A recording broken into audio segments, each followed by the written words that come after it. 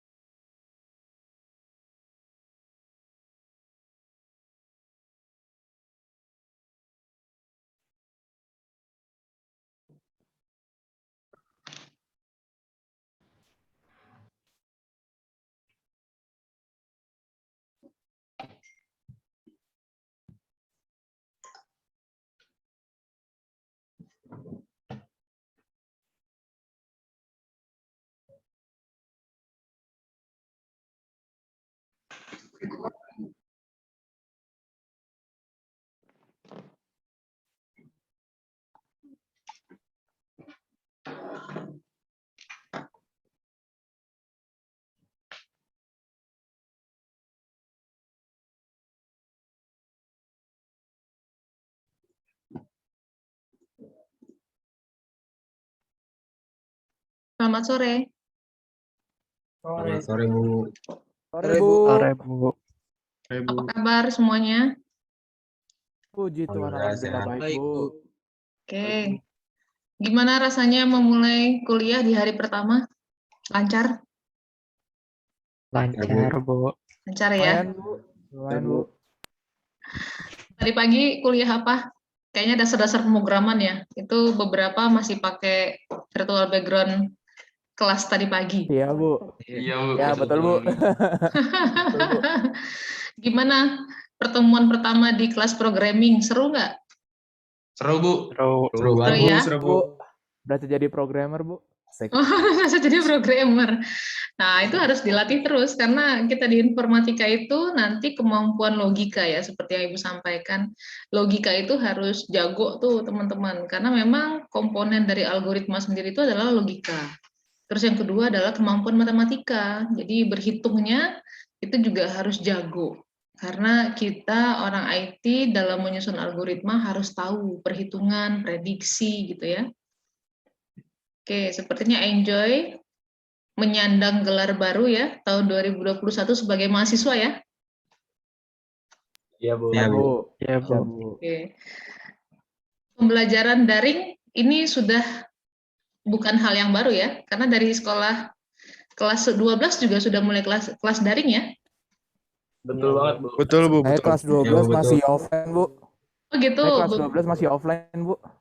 Oke. Ya, mudah-mudahan segera kita akan kembali ke mekanisme offline. Saat ini kan memang status masih di level 3 ya. Mudah-mudahan nanti turun lagi levelnya sehingga kita benar-benar bisa kembali ke kampus. Jadi teman-teman semua bisa merasakan artinya mahasiswa itu kayak apa sih, rasanya jadi mahasiswa itu kayak apa sih gitu ya.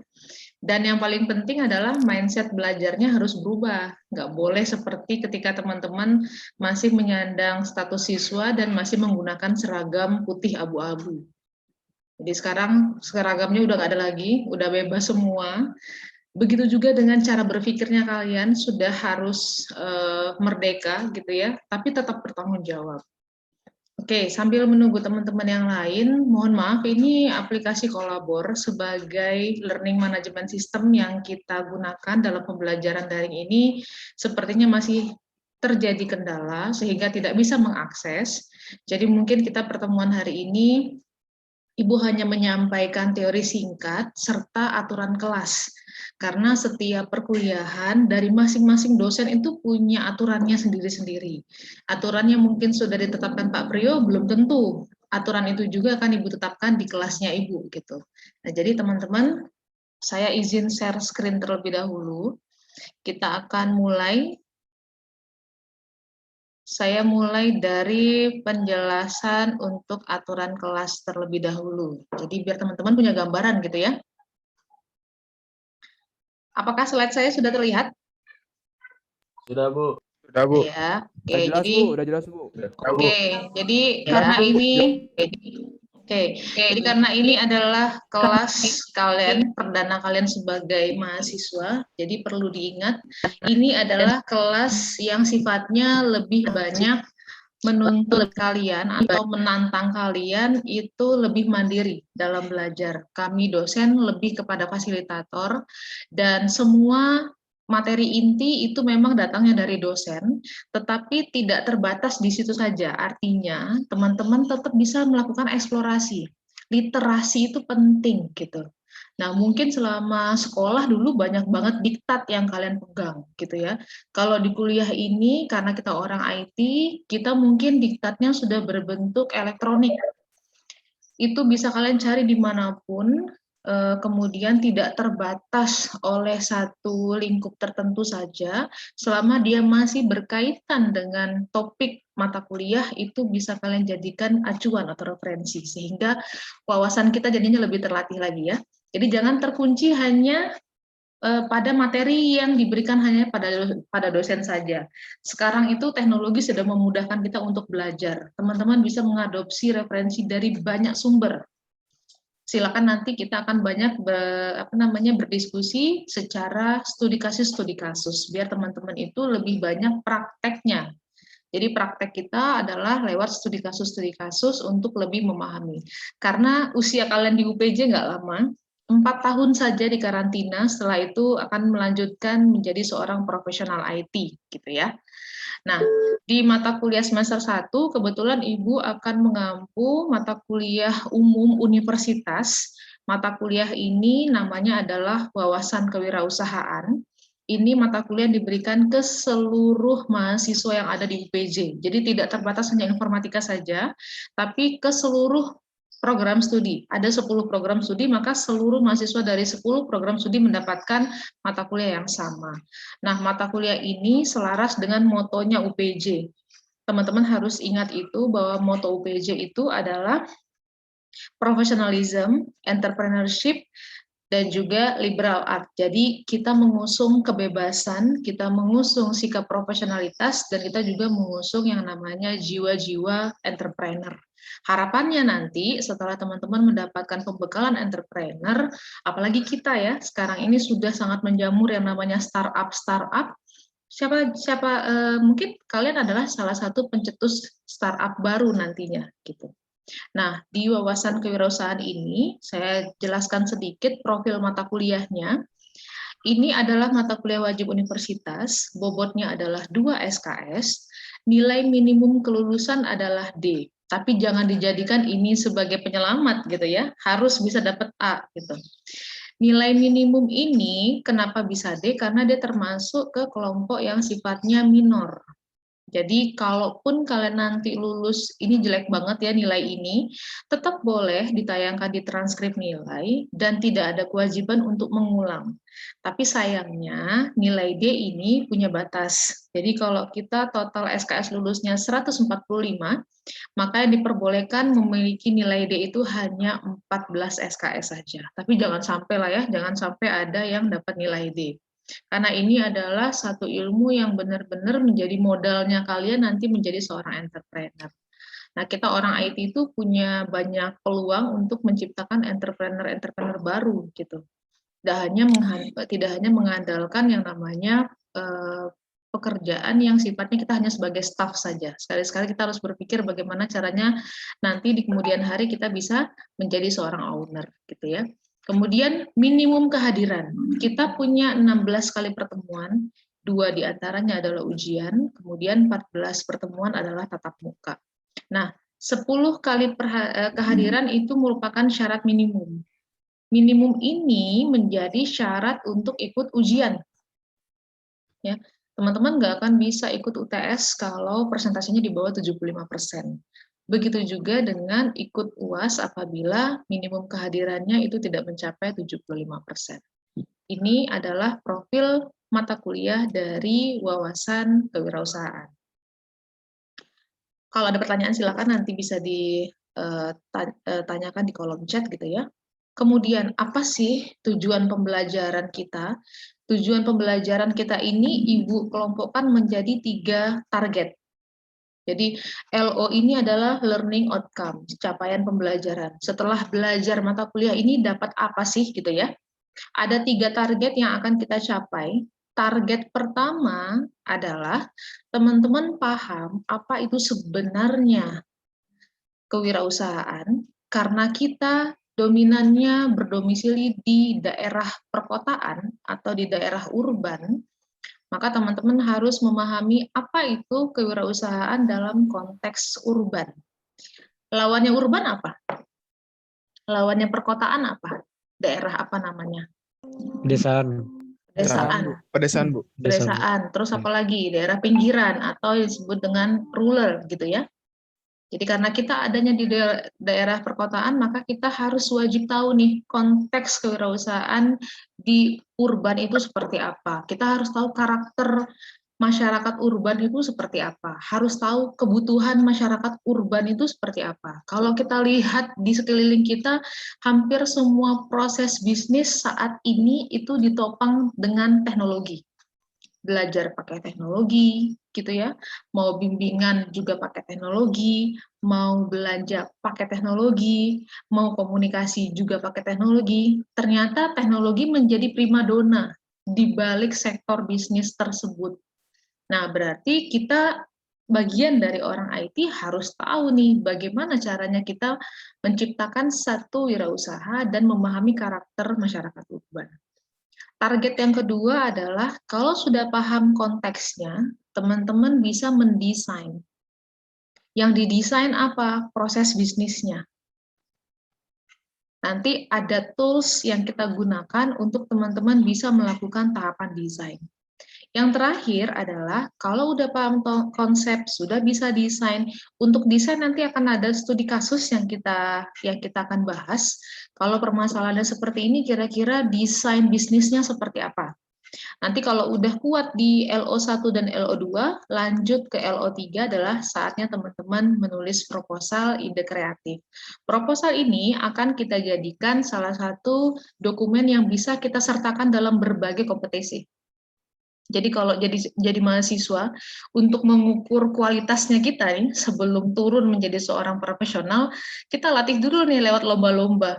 Ada lomba tentang inovasi bisnis, ada lomba tentang ide kreatif. Nah, Ibu pengen lihat, angkatan 2021 seadaptif apa menerima tantangan tersebut, sehingga kalian bisa mengukur kompetensi dirinya kalian sendiri. Karena kalau sudah menang lomba, sebenarnya bukan juaranya yang kita ingin cari, juara itu adalah bonus, hibah itu adalah bonus, tapi kita mampu nggak melawan diri kita sendiri? Karena tantangan terbesar, musuh terbesar itu adalah diri kita sendiri. Kalau sudah malas mencoba, maka kita nggak akan tahu kapasitas kita tuh ada di mana. Gitu ya, paham ya teman-teman ya? Ibu pengen kalian lebih inovatif, lebih adaptif, lebih berkontributif gitu ya, sehingga kalian sebelum nanti masuk ke dunia profesional yang sebenarnya, kalian sudah punya banyak modal. Salah satunya adalah dengan mengikuti berbagai kompetisi-kompetisi.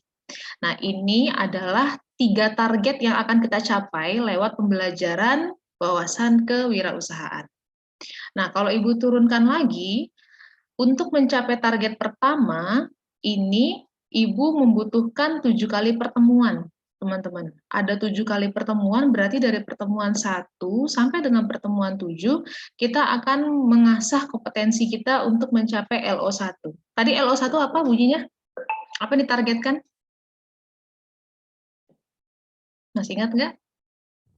Bunyi dari LO1, kewirausahaan dalam konteks urban. Ya, berarti kita harus memahami setelah melewati 7 kali pertemuan, kita akan memahami apa sih konteks urban gitu ya, konteks usaha di lingkungan urban. Mulai dari pengertian, kita tahu itu green business, kita tahu konsep 3R. Tahu 3R apa?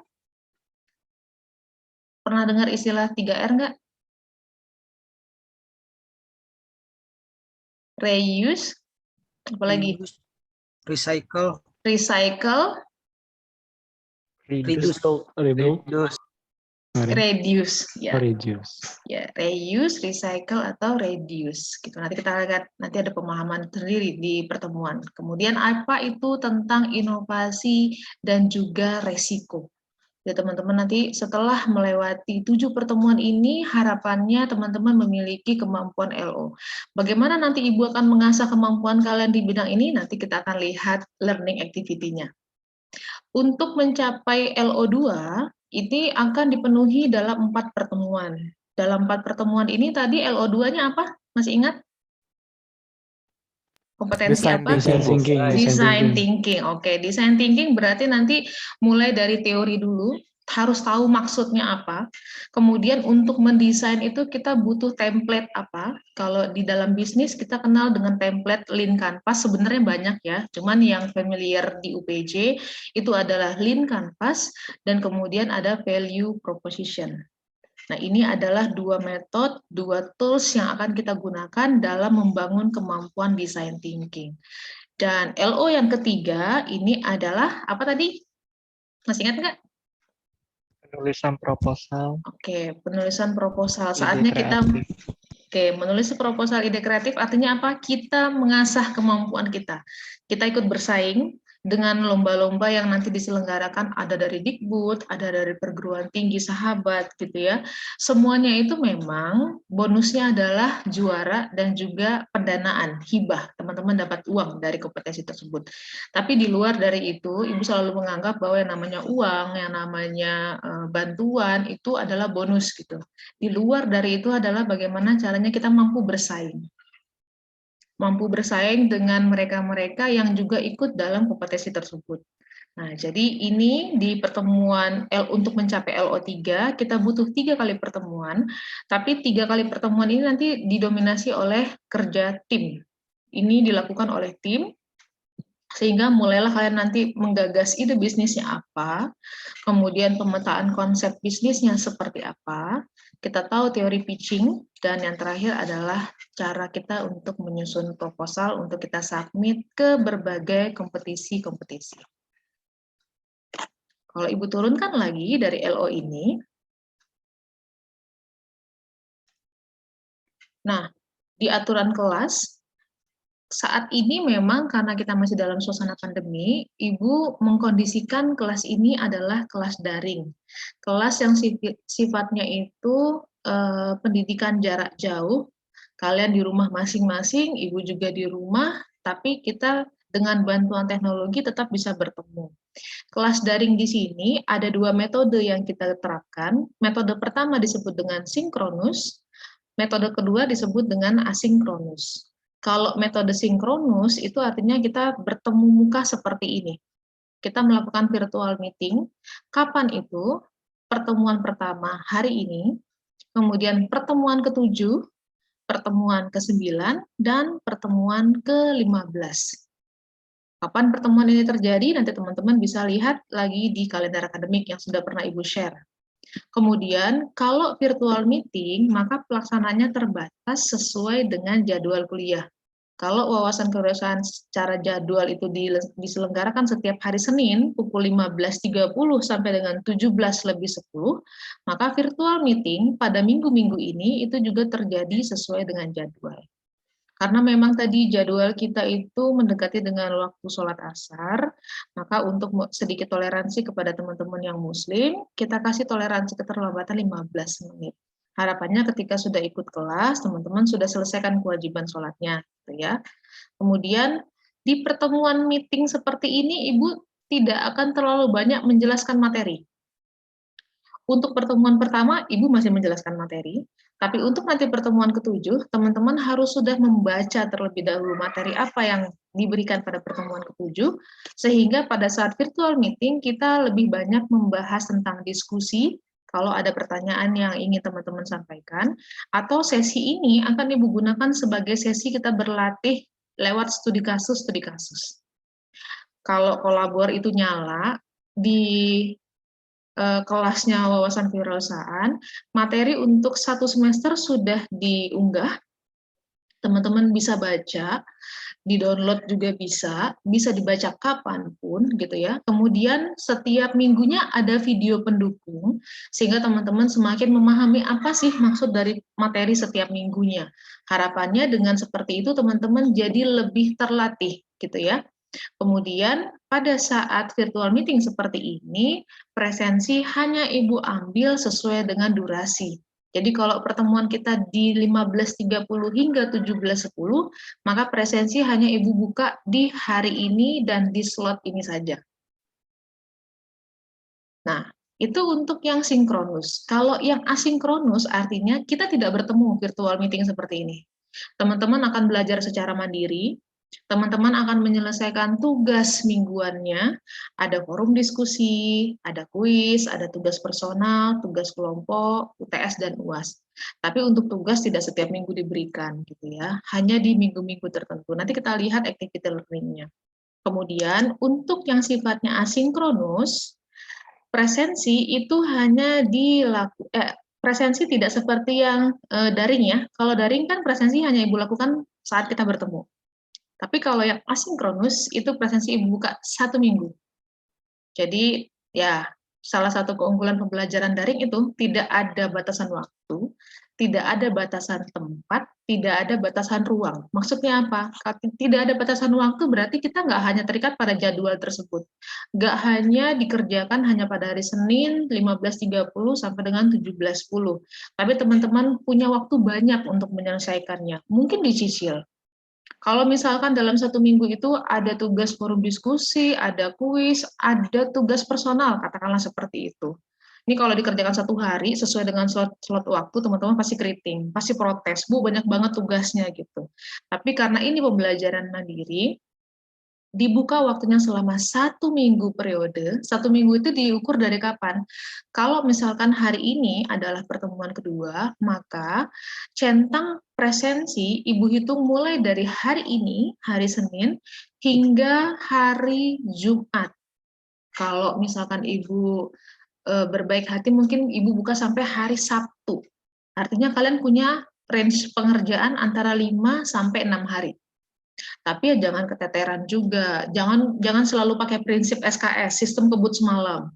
Gak apa-apa, ini kan dibukanya 1 minggu sama Bu Safitri, nanti aja. Dikerjain Jumat juga masih kelar gitu kan, dikerjain Sabtu juga masih kelar. Nah, itu jauhin tuh prinsip-prinsip seperti itu. Kalau sudah punya prinsip seperti itu, ya semuanya akan menumpuk di satu waktu, teman-teman sendiri yang stres. Sebagai mahasiswa harus bisa disiplin waktu, harus bisa manajemen waktu. Jadi harus bisa mencicil. Kalau terlalu berat menyelesaikan tugas, dicicil. Mungkin karena ini masih pertemuan pertama, belum ada tugas rata-rata dari setiap mata kuliah. Tapi mungkin ada juga dosen yang iseng gitu, di pertemuan pertamanya udah kasih tugas gitu. Nah, karena ini dibukanya 1 minggu, maka kalian mulai mencicil. Oh, mungkin karena wawasan kebangsaan ini banyak nih perangkatnya, ada forum diskusi, ada kuis, ada tugas personal. Mungkin hari ini saya selesaikan forum diskusi dulu. Besok saya cicil lagi dengan kuis. Sampailah ke hari Sabtu, saya selesaikan untuk tugas. Jadi teman-teman nggak keteteran. Ingat, dalam perkuliahan, itu yang lebih banyak, itu adalah sesi penyelesaian tugas. Kenapa tugas itu banyak? Karena tugas itu latihan, teman-teman. Latihan untuk mengasah kemampuannya kalian. Jangan berpikir bahwa ya sudah selama saya mengerjakan tugas berarti sudah aman. Jangan, sayang. Kalau kuliah hanya untuk ngerjain tugas, ya mendingan gak usah kuliah kalau menurut Ibu. Ya, tapi harus dilatih. Jadi tugas itu adalah latihan untuk kalian mempersiapkan diri menjadi seorang calon profesional nanti. Oke, kalau ada pertanyaan sekali lagi, Ibu akan terus dulu. Jadi nanti Ibu akan cek kolom chat ya. Kalau ada pertanyaan silakan disampaikan di kolom chat atau nanti bisa di-raise hand. Ini untuk aturan kelas. Nah, sekarang kita coba lihat di penjelasan berikutnya tentang penilaian. Pembelajaran ini komponen nilainya cukup banyak, teman-teman. Kita punya 7 komponen penilaian. Kalau kita total semua 100. Oke. Tapi Ibu mencicil. Kehadiran virtual meeting itu adalah 5%. Forum diskusi 10%.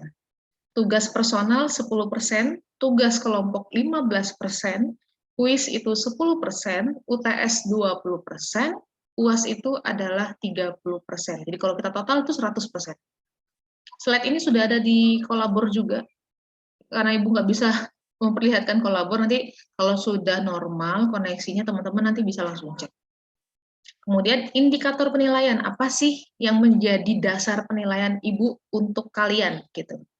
Karena tadi kita punya 3 target LO, ya. Target LO yang pertama tadi kan adalah teman-teman paham nih konteks kewirausahaan di skalanya urban. Berarti cara Ibu mengukur kalian untuk paham tidaknya adalah yang pertama, studi literatur yang pernah kalian lakukan mungkin selama pembahasan studi kasusnya kita. Kemudian kalau ada studi kasus, bagaimana caranya teman-teman memiliki atau membangun pemikiran untuk menyelesaikan masalah. Jadi kemampuan untuk adaptasi terhadap studi literatur dan kemampuan untuk menyelesaikan masalah itu merupakan indikator penilaian yang Ibu lakukan untuk mencapai target yang pertama. Kalau untuk kemampuan design thinking, berarti teman-teman harus punya kemampuan dalam menganalisis. Analisis dan juga kemampuan desainnya. Bukan desain yang cantik ya, tapi desain yang tepat guna. Kita tidak belajar menggambar di sini teman-teman, tapi belajar membangun ide kreatif. Seefektif apa sih ide bisnisnya kalian untuk menuntaskan semua permasalahan yang ada di sekeliling kita? Saya ambil contoh. Di sekeliling kita itu nggak pernah habis, nggak pernah berhenti yang namanya masalah sampah. Oke, sampah itu nggak pernah ada akhirnya, selalu menjadi perhatian. Pergantian pimpinan selalu juga ingin menuntaskan masalah sampah. Nah, kita sebagai orang yang punya wawasan tentang entrepreneur, apa yang bisa kita berikan sehingga sampah di sekeliling kita itu bisa berubah menjadi satu hal yang menjadi pendapatan mungkin buat masyarakat di sekitar. Ya, jadi itu adalah contoh kemampuan desainnya, teman-teman. Apakah kalian akan melakukan daur ulang khususnya? Kan nggak semua sampah itu bisa dikelola. Ada yang sifatnya sampah yang habis untuk diuraikan, atau yang ada yang tidak bisa habis untuk diuraikan. Mungkin saya ambil spesifiknya adalah sampah buah-buahan gitu. Ternyata sampah buah-buahan itu kalau diolah bisa menjadi satu cairan untuk pel lantai. Dulu kita ikut terakhir di ajang kompetisi IEEE, itu yang dilakukan oleh Dikbud gitu ya. Kita menang di informatika. Itu saingan kita adalah dari Universitas Pamulang, Unpam. Dia mengolah sampah-sampah buah itu menjadi cairan pembersih lantai. Oh, ternyata sampah itu bisa bermanfaat ya kalau kita daur ulang dengan cara yang benar gitu. Nah, itu contoh gitu ya.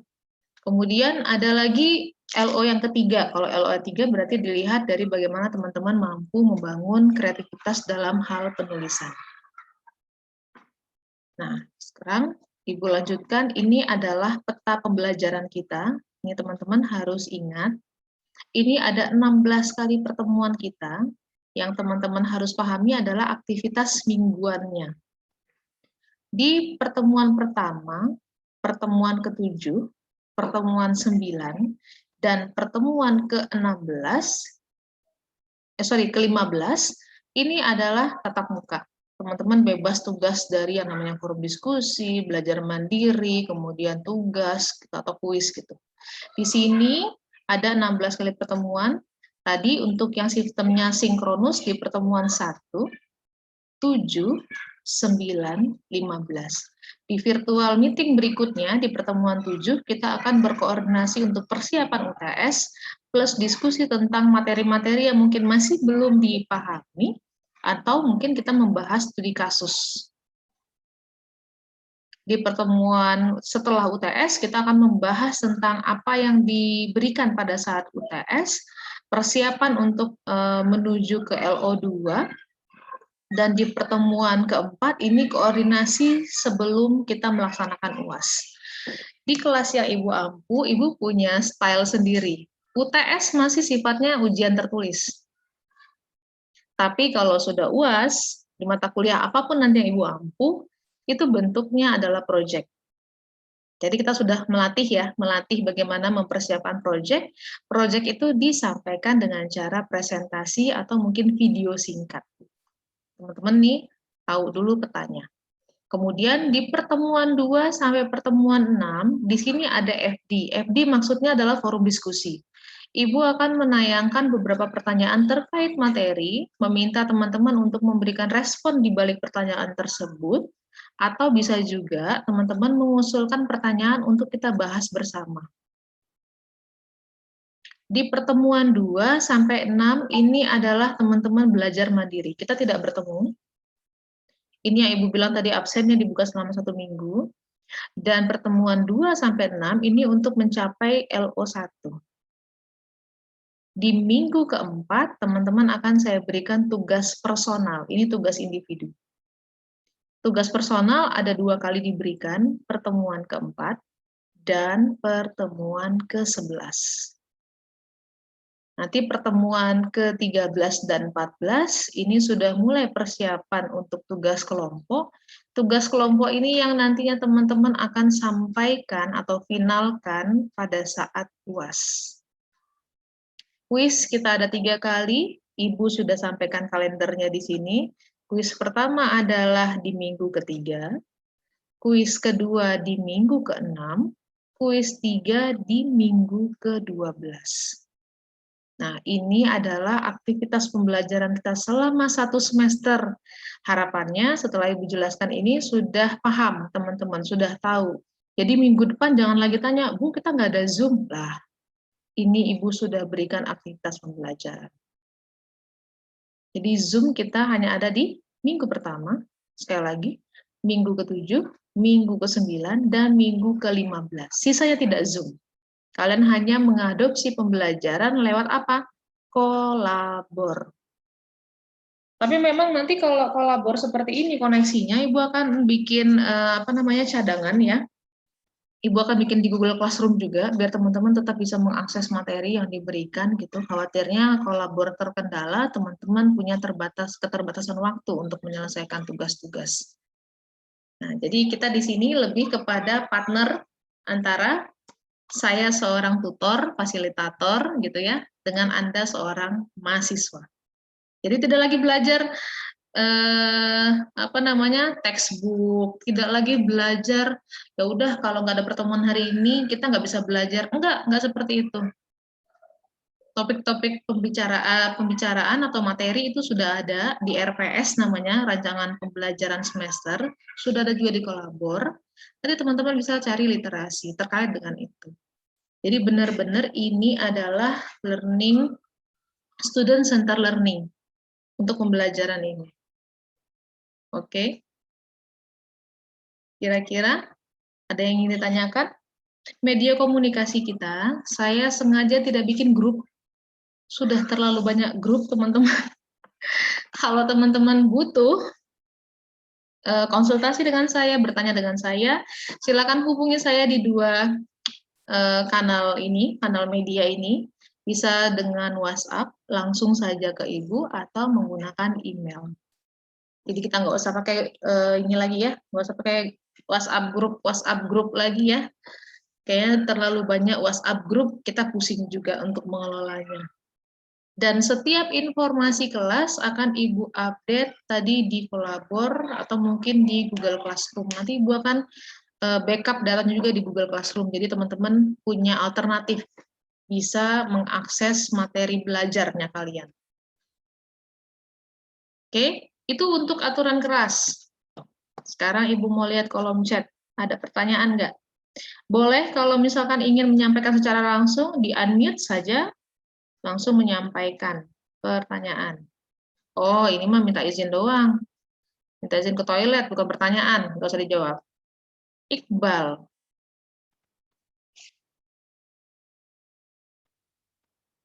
Oh, masalah presensi. Oke. Saya mundur ke slide yang ada presensi tadi. Yang ada presensi itu tadi di sini ya. Oke. Nah, ini maksudnya begini. Kita itu kan kelasnya daring ya. Kelas daring itu ada dua metodenya, sinkronus dan asinkronus. Sinkronus artinya kita tatap muka seperti ini, menggunakan Zoom kah, Google Meet kah, atau nanti tools yang lain. Kalau pembelajarannya adalah virtual meeting, maka absen hanya Ibu lakukan sesuai dengan jadwal. Oke. Jadi hanya terbuka 15.30 sampai 17.10. Tapi kalau yang untuk asinkronus, karena ini sifatnya teman-teman belajar mandiri menggunakan LMS kolabor, maka presensi Ibu buka selama 1 minggu. Berarti mulai dari pertemuan kedua nanti, presensi Ibu buka mulai dari hari Senin, hinggalah hari H-1. H-1-nya jangan hari Minggu juga ya. Masa hari Minggu Ibu masih kerja sih? Sabtu lah ya. Sampai Sabtu maksimal jam 12 siang. Nanti Ibu akan nyinyir lagi kok. Ibu nyinyir lagi nanti. Dengan senang hati nyinyir di grup. Kerjakan tugas cepat. Kalau nggak di absen. Pokoknya di grup itu yang paling sering nyinyir Ibu aja pokoknya. Silakan Pak Ero. Di-unmute saja. Sudah, Bu. Ya. Ya. Bu, saya izin bertanya untuk UTS dan UAS. Kan untuk UTS itu Ibu bilang kan ada ujian tertulis ya? Ya. Itu tertulis itu di buku atau secara ini, apa sih namanya? Secara online, asalnya kayak ada mungkin form atau diketik. Nah, ya mungkin diketik atau gimana. Soalnya kalau enggak saya bakal mempersiapkan buku kan, Bu. Dan yang kedua, saya ada 2 pertanyaan. Yang satu lagi itu untuk UAS itu kan katanya presentasi ya, Bu ya. Itu hanya presentasi saja atau juga ada tertulis? Terima kasih, Bu. Terima kasih kembali Pak Ero. Oke, pertanyaan bagus. Ujian tertulis bukan maksudnya pakai buku. Enggak lah. Orang IT udah pakai file aja, kita udah udah migrasi dari buku tulis ke file. Jadi nanti menggunakan PDF atau Word. Jadi kalian ketik gitu ya. Soalnya akan didistribusikan biasanya kalau kita masih daring seperti ini, H-3 sebelum UTS, soal sudah didistribusikan melewat kolabor. Setiap jawaban dari pertanyaan itu kalian ketik. Jadi tidak usah pakai buku tulis. Jadi semua perangkat pembelajaran kita bentuknya adalah digital, teman-teman. Jadi nggak perlu lagi kita mempersiapkan budget khusus untuk beli buku tulis, buat beli ATK, buat beli yang lain apapun gitu ya, atau misalkan membeli buku diktat, enggak. Semuanya kita versinya digital. Nanti kalau kampus sudah normal, buku-buku pendukung teman-teman bisa pinjam di perpustakaan. Jadi memang tidak perlu teman-teman mengeluarkan modal lagi dalam pembelajaran, karena pembelajaran kita sudah berbasis digital, e-book pendukung nanti akan Ibu share ke teman-teman. Gitu Pak Iro. Jadi nggak usah lagi punya budget khusus ya, kita orang IT sudah pakai file semuanya. Oke? Oke. Saya tadi ada 2 pertanyaan, Bu. Ya, sekarang yang untuk UAS. UAS itu bentuknya adalah project. Project untuk kebutuhan UAS itu sudah kalian mulai dari pertemuan ke-13.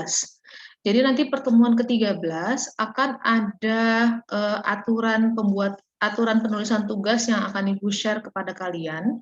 Kemudian di sini juga kalian sudah mulai membentuk tim, kemudian kalian sudah mencari ide yang sesuai dengan timnya kalian untuk kalian tuliskan dalam sebuah proposal. Kemudian hasilnya itu nanti ada 2, Pak Iro. Yang tertulis maksudnya dalam bentuk file adalah dalam bentuk draft proposal. Proposal kita mengikuti standarnya dari Dikti, dikumpulkan, dan konten proposal itu yang kalian bawakan secara presentasi. Presentasinya dilakukan per kelompok, boleh oleh 1 orang mewakili kelompok, atau boleh juga masing-masing kalian saling bergantian. Gitu. Dan 1 kelompoknya itu hanya maksimalnya 3 orang saja. Oke, apakah jawaban dari Ibu sudah bisa dipahami? Sudah. Oke. Terima kasih banyak, Bu. Terima kasih kembali. Bagaimana dengan yang lain? Apakah pertanyaannya jawaban yang Ibu berikan sudah bisa dipahami? Sudah, Bu. Oke. Ini ada konfirmasi lagi nih dari Komang. Tugas sebelum UAS itu dipresentasikan di UAS atau gimana? Tugas yang mana dulu, Komang? Tugas personal atau tugas kelompok? Kalau tugas personal tidak perlu dipresentasikan. Cukup dikumpulkan saja menggunakan file. Kemudian kalau tugasnya itu tugas kelompok, iya, itu dipresentasikan di UAS. Tapi untuk tugas ini kalian sudah mulai mencicil dari pertemuan ke-13. Jadi nggak tiba-tiba mendadak dangdut di UAS itu malam-malam, nggak tidur sampai jam 3 pagi gitu ya, demi mempersiapkan presentasi, nggak. Kita sudah mulai di pertemuan 13, dengan cara nanti kita bagi kelompok, kemudian Ibu kasih clue untuk tugasnya, kalian menyusun ide, mengkonsepkan ide, mendesain ide, sampai menghasilkan proposal. Jadi untuk UAS itu, kita sudah mulai mencicilnya dari pertemuan ke-13 ini. Seperti itu, Komang. Bagaimana, Komang? Ya, jadi itu ya, Bu, ya. UAS-nya itu buat presentasi tugas kelompoknya ya, Bu? Betul. Betul. Jadi pas UAS tadi Ibu ulangi lagi ada 2 yang dikumpulkan. Nanti yang pertama ada slide PPT, yang kedua adalah draft proposalnya. Oke? Terima kasih, Bu. Ya. Tadi siapa? Samuel. Marco, Bu, Marco. Oh, Marco. Ya udah, Marco. Iya, Bu. Silakan, Marco. Ya, Bu. Sebelumnya sama sore mau bertanya, Bu, ini yang mau melanjutin dari punya pertanyaannya si Iqbal sih, Bu, ya. Jadi maksudnya yang presensi 1 minggu itu, jadi misalkan kayak contoh kan Ibu ngasih kita tugas 4 gitu. Nah, misalkan 4 tugas itu tuh deadline-nya seminggu lagi gitu, maksudnya gitu ya, Bu? Apa gimana, Bu? Iya, benar. Jadi misalkan ya, kita mulai dari minggu kedua deh. Di minggu pertama kan kalian nggak ada aktivitas ya. Kita bertemu online seperti ini. Karena pertemuan online seperti ini kita lebih banyak nanti ke diskusi-diskusi. Jadi nggak ada tugas. Untuk yang pertemuan 2, selain virtual meeting, itu teman-teman sifatnya belajar mandiri. Ibu tidak menuntun, tapi Ibu memfasilitasi semua sumber bahan ajar lewat kolabor.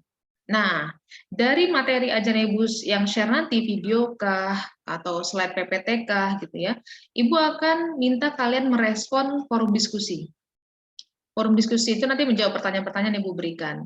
Kebetulan di minggu kedua, ini hanya ada satu tugas sebenarnya. Hanya ada forum diskusi ya. Ini BM itu artinya belajar mandiri. Belum ada tugas di sini, belum ada kuis di sini. Maka untuk menyelesaikan forum diskusi ini kalian diberi durasi dari Senin hingga ke Sabtu. Silakan pilihnya hari apa. Kalau untuk pertemuan keempat misalkan, ini ada, pertemuan ketiga deh. Ini pertemuan ketiga ini aktivitasnya ada forum diskusi dan juga ada kuis. Berarti teman-teman menyelesaikan aktivitas forum diskusi dan kuis ini selama 6 hari tadi, selama kurang lebih 1 minggu. Mulai hari Senin hinggalah ke Sabtu. Minggunya sesuai dengan minggu berjalan. Kalau misalkan di sini ada 3, berarti ini minggu ketiga ya. Minggu ketiga itu kewajiban kalian untuk menyelesaikan forum diskusi dan juga kuis pertama itu 1 minggu diberikan. Kalau lewat, maka tidak bisa di-share ke minggu keempat, karena minggu keempat sudah masuk ke tugas berikutnya. Gitu. Bagaimana? Bagaimana Marco? Ya, Apakah sudah paham? ya Bu, udah kebayang sih Bu. Jadi tadi saya tuh mikirnya kayak presensi sekitar 1 minggu. Jadi saya tuh nangkepnya, oh jadi Bu Safitri ngasih kita tugas, tapi deadline-nya seminggu. Tugasnya apa aja, deadline-nya seminggu gitu ya. Oke, siap. Bukan selama seminggu, bukan selama seminggu dikasih tugas juga ya, Ibu juga gempor koreksinya kalau kayak gitu. Ya Bu. Oke, siap. Terima kasih Bu. Iya. Jadi presensinya dihitung berdasarkan apa Bu? Tugas nggak? Ya, tergantung. Di minggu kedua, presensi Ibu hitung berdasarkan kelengkapan forum diskusi. Ya, kalau di sini Ibu terdata ada 42 orang mahasiswa, maka di minggu kedua ini yang merespon forum diskusi berapa orang? Kalau yang merespon hanya 30 orang, maka hanya 30 orang yang diabsen. Tergantung aktivitas mingguannya. Kalau di minggu ketiga, presensi itu dihitung berdasarkan apa? Pengisian forum diskusi dan kuis. Kalau salah satu nggak dikerjakan, Ibu anggap tidak hadir. Jadi misalkan di minggu ketiga nih, minggu ketiga aktivitasnya itu ada forum diskusi, ada juga kuis. Nah, tadi Marco hanya mengerjakan forum diskusi, dia nggak ngerjain kuis, sama aja dia nggak hadir. Oke. Jangan sampai Bu. Iya, jangan sampai makanya. Nah, di pertemuan keempat, presensinya dihitung berdasarkan apa, Bu? Berdasarkan forum diskusi dan di sini tugas personal. Oke, kalau tugasnya dikerjakan, forum diskusinya terlewat, bagaimana Bu? Ya nggak absen. Jadi kewajiban mingguan teman-teman lihat di aktivitas pembelajaran ini. Ini ada keywordnya. Oke, di minggu kelima Bu, apa Bu presensinya? Hanya kebetulan di sini hanya ada forum diskusi doang. Oke. Dipahami, Komang? Ibu. Iya Bu. Aman ya? Bu. Oke, iya. Pak, Maaf, ini saya siapa? mau nanya. Saya Ya. Iqbal. Ya, Iqbal. Yang forum diskusi itu contohnya seperti apa ya? Saya belum begitu paham. Oh, kolabor itu nggak nyala. Jadi gini Iqbal dan teman-teman, nanti ketika kalian login ke kolabor, nanti di situ ada link namanya forum diskusi. Kalian klik. Nanti di dalam forum diskusi itu ada beberapa pertanyaan yang Ibu sampaikan. Contoh ya, contoh pertanyaannya adalah, jelaskan menurut pemahaman Anda, contoh wirausaha di wilayah urban. Nah, kalian menjawab lewat forum tersebut. Jadi nggak usah kirim file lagi. Kita sudah terwadahi oleh forum namanya. Nanti di kolabor ada slot yang namanya forum diskusi, tinggal Anda klik. Tergantung nanti di sana ada berapa pertanyaan, setiap pertanyaan itu wajib Anda jawab, kemudian Anda klik lagi, reply dengan cara reply. Jadi kayak kolom chat gitu Iqbal modelnya. tapi dia versinya kolabor. Baik, Gitu Bu. ya. Terima kasih, Bu. Bu, Fairo mau nanya lagi. Silakan. Untuk UAS itu kan ada apa namanya, kan ada 2 tuh, yang presentasi itu kan berkelompok, bisa secara bergantian, bisa diwakilkan oleh salah satu anggotanya kan ya Bu ya. Oke. Untuk pengumpulan PDF-nya itu ya draft proposalnya itu diwakilin juga atau masing-masing? Diwakilkan saja. Oh, untuk pengumpulan diwakilkan? Diwakilkan saja. Nanti kan satu proposal ada nama anggota. Iya, Dan di penyusunnya ada. slide slide presentasi juga ada nama anggota. Jadi Ibu menghitung penilaiannya berdasarkan itu. Dan untuk proyek teman-teman kita berlaku yang namanya ini peer review. Peer review itu adalah sesi di mana Ibu untuk menggali bagaimana menurut misalkan Marco, Iqbal, Fairo satu tim. Ibu akan bikinkan satu peer review yang Ibu kirimkan ke kalian bertiga dan kalian bertiga saling menilai. Menurut Marco, selama mempersiapkan proyek ini, kontribusi Iqbal sebaik apa? Kontribusi Fairo sebaik apa? Iqbal juga akan sama. Iqbal akan menilai selama mempersiapkan proyek ini, kontribusinya Marco sebaik apa, kontribusinya Fairo sebaik apa. Begitu juga Fairo, sehingga kalian sendiri saling menilai. Peer review itu yang Ibu akan jadikan nilai tambahan yang Ibu akumulatifkan dengan capaian kelompok. Jadi kalau misalkan secara proposal kalian dapat nilai 90, secara presentasi ternyata cuma 80, anggaplah masih pertama kali presentasi, masih gelagapan, belum jelas apa yang disampaikan gitu ya. Ini kan nilainya kalau diakumulatifkan kan sekitar 85 ya. Tapi 85 ini nggak berlaku untuk Marco, Iqbal, dan Fairo. Tergantung. Kalau misalkan kontribusi Marco di tim ini ternyata 50 aja, Bu, ya sudah, berarti 85 tambah 50 itulah nilai Marco. Sehingga tidak ada kecemburuan di sini. Itu yang Ibu selalu terapkan kalau kita mengerjakan proyeknya itu, pekerjaan itu berbasis proyek atau berbasiskan tim gitu. Jadi nggak ada yang cemburu, Bu, ini sebenarnya nggak kerja, Bu. Ibu udah nggak terima drama-drama itu lagi. Kita sekarang profesional. Kita profesional, ya sudah, kita terima semua kondisi yang ada di tim. Gitu. Jadi nggak ada yang lagi yang cemburu-cemburu. Bu, dia tuh nggak kerja kok bisa dapat nilai A juga, gitu. Nggak ada lagi. Semuanya sudah menggunakan hasil peer review. Seperti itu, Fairo. Baik, Bu. Terima kasih banyak. Ya. Ada lagi? Silakan. Ayo, mumpung kita sesi diskusi seperti ini, silakan untuk teman-teman tanya. Bu, saya mau tanya, Bu, kalau kuis itu berupa apa ya, Bu? Kuis itu soalnya pilihan ganda dalam durasi tertentu. Dan hanya bisa dikerjakan 1 kali saja. Pilihan ganda, Ibu sifatnya adalah, ini kalian baca materi nggak sih? Paham materi nggak sih? Gitu. Jadi kuis itu misalkan kalau di kuis pertama, Ibu berikan di pertemuan ketiga. Artinya bisa jadi soal kuis ini Ibu ambil dari materi minggu pertama, materi minggu kedua, materi minggu ketiga yang Ibu berikan secara pilihan ganda, bukan esai, biar bisa langsung dapat skornya gitu ya. Untuk mengukur nih teman-teman paham nggak tentang materi gitu. Soalnya bisa 20, bisa 50, tergantung nanti Ibu rajinnya yang mana. Dan kuis ini hanya bisa dikerjakan 1 kali, tidak boleh ngulang, karena soalnya sebenarnya random sama untuk kalian gitu ya. Kemudian durasinya terbatas. Pilihan ganda, easy gitu kan. Kalau anak-anak sekarang bilang easy, Bu. Silakan aja coba easy. 50 soal misalkan dalam waktu 20 menit. Nah, itu membutuhkan konsentrasi. Itu kan salah satu melatih kompetensi kalian juga gitu. Karena dalam dunia kerja, kemampuan kita untuk recall itu arti mengingat kembali semua yang sudah pernah kita kerjakan, yang sudah pernah kita pelajari itu sebaik apa sih? Itu untuk kuis. Ada lagi? Ya, saya boleh bertanya lagi? Boleh, silakan. Untuk kuis kan itu pilihan ganda. Nah, mungkin suatu waktu misal di bawah gitu, nilainya di bawah rata-rata itu ada pengulangan atau tidak, Bu? Enggak, kuis tidak berlaku pengulangan. Kuis itu bonus sebenarnya. Iya, terima kasih ya Bu ya. Soalnya sama.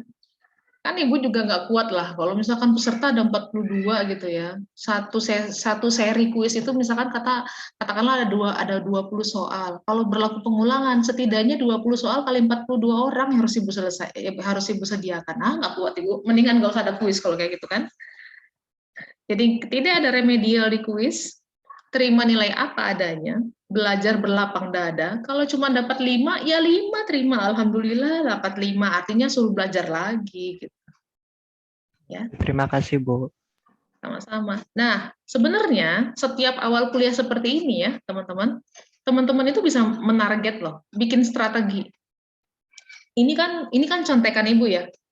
Oke, dalam wawasan kewirausahaan ini ada 100% nih nilainya. Saya menargetkan pengen Allah gitu ya. Lihat, bobot terbesar itu ada di mana?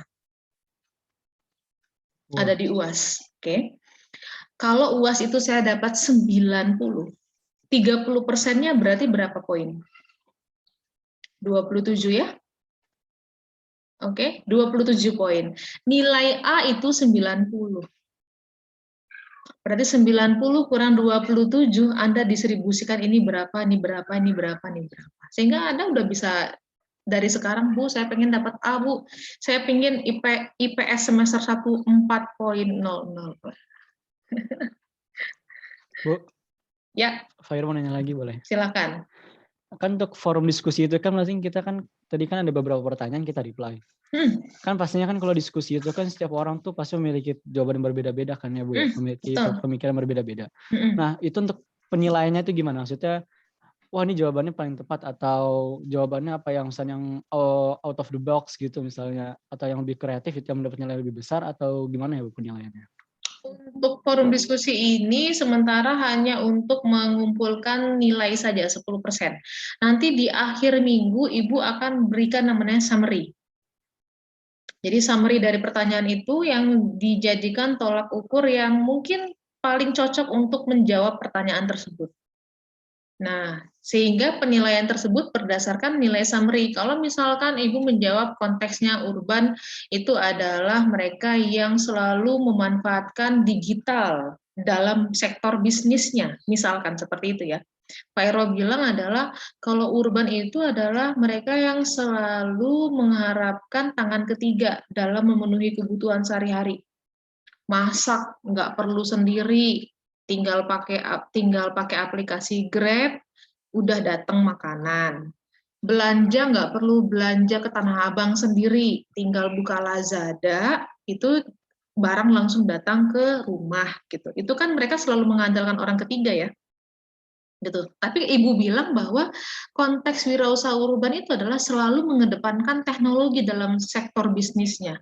Mau apapun itu gitu. Teknologi dalam hal produksi, teknologi dalam hal promosi, teknologi dalam hal pemasaran, teknologi dalam hal distribusi, delivery, itu yang Ibu maksud. Nah, berarti nanti teman-teman bisa mengukur sendiri tuh. Maksimalnya berapa ya saya itu. Itu kan jawabannya dua hal yang berbeda ya, Pairo ya. Menurut Pairo adalah bahwa konteksnya urban itu dia nggak pernah menghasilkan sendiri apapun yang dia butuhkan, selalu menggunakan orang ketiga. Menurut Ibu adalah konteks urban itu mereka yang selalu mengedepankan teknologi dalam sektor bisnisnya, gitu ya. Terus kalau misalkan Iqbal bilang sektor urban itu selalu membutuhkan yang namanya customer service, pelayanan. Ya kan, orang desa kalau belanja nggak perlu pelayanan karena mereka mau beli sayur tinggal ke pasar atau tinggal metik sendiri mungkin di kebun gitu ya, nggak perlu pelayanan petani kan. Tapi kalau kita mau beli sayur aja harus ke sayur box gitu, butuh dilayani dari sisi lu punya sayur apa aja sih gitu ya, katalog sayurmu apa aja sih selain bayam, kangkung, terus salada apa aja nih gitu. Terus layanan berikutnya kita nggak mau repot mau bayar-bayar kemana-mana, dilayani lewat aplikasi lagi. Tinggal klik aplikasi total sayuran, belanja sayuran itu bisa terbayarkan. Bukti pelayanan lagi, nggak perlu keluar rumah. Orang aja kita panggil untuk rumah gitu. Kita semuanya serba dilayani. Menurut Iqbal adalah bahwa konteks wirausaha di urban itu selalu mengedepankan atau butuh yang namanya pelayanan. Gitu. Nah, itu nanti nilai-nilainya itu dilihat dari summary-nya tadi. Kalau Ibu bilang mengedepankan teknologi, Iqbal bilang selalu ada pelayanan, itu benar. Sejalan dengan konteks teknologi. Orang nggak perlu repot ya kan, semuanya dilayani, benar nggak? Betul, betul. Ya kan? Ibu bilang teknologi, Pak Iro bilang pokoknya selalu menggunakan orang ketiga, itu juga selaras. Ya nggak? Ibu nggak tahu siapa yang menjual baju daster ini.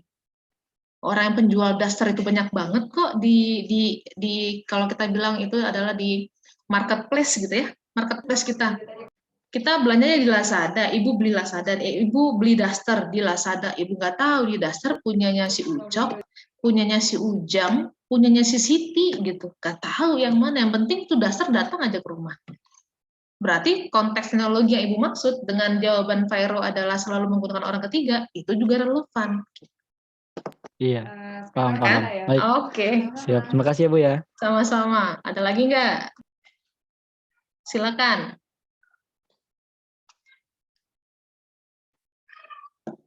Sudah cukup? Bu, mau nanya Bu? Ya.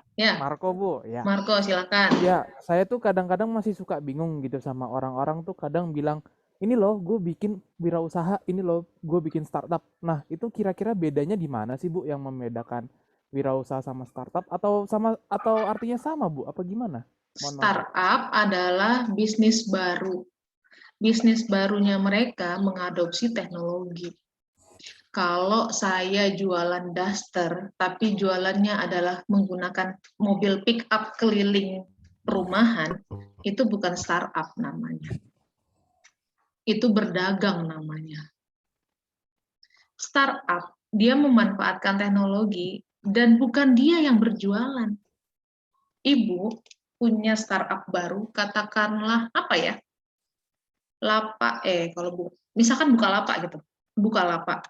Ibu menyediakan satu marketplace yang bisa mengundang berbagai jenis pedagang.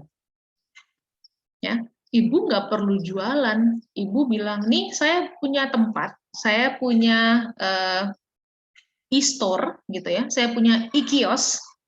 Silakan. Marco mau sewa? Oke, saya sewa Bu. Kamu mau jualan apa? Jualan handphone? Oke. Iqbal mau sewa? Iya. Kamu jualan apa? Saya jualan laptop. Oke. Kemudian Fairo mau sewa nggak? Sewa Bu. Jual apa? Saya mau jual chip deh Bu untuk game. Sekarang zamannya gamers Bu. Oh, oke. Gitu ya. Marco bayar sewa ke ibu, Iqbal bayar sewa ke ibu, Fairo bayar sewa ke ibu. Kemudian Zahid datang, buka lapaknya ibu. Wah, saya lagi butuh chip nih, gitu kan ya. Dia akses Bukalapaknya ibu, dia klik chipnya ibu, sementara yang jualan itu sebenarnya ibu atau Fairo tadi? Saya, Bu. Fairo kan? Iya, tapi orang taunya ibu yang jualan gitu. Ibu menghubungkan Zahid dengan Fairo lewat marketplace-nya ibu. Karena Fairo sewa lapaknya ibu gitu. Teknologi yang ibu gunakan untuk bisa memanfaatkan para pedagang bisa berjualan secara online itu startup. Ya. Pernah nggak kalian mau cari, mau misalkan pergi nih menggunakan Gojek, kalian ke pangkalan dulu cari Gojek? Kagak ada. Nggak perlu ke pangkalan lagi, udah pakai tombol gitu ya, hanya dengan satu jempol bisa panggil tukang sayur ke rumah, ya kan? Bisa panggil tukang daging ke rumah, bisa panggil tukang daster ke rumah, bisa panggil ship ke rumah gitu. Hebatnya lagi lewat satu tombol ini nggak perlu pakai uang cash. Konon nanti uang kertas itu akan musnah. Kita semuanya menggunakan yang namanya ya kalau kalian mungkin kalau main game itu sudah kenal e-money atau mungkin istilah Bitcoin ya, itu tren kita ke depan teman-teman. Gitu.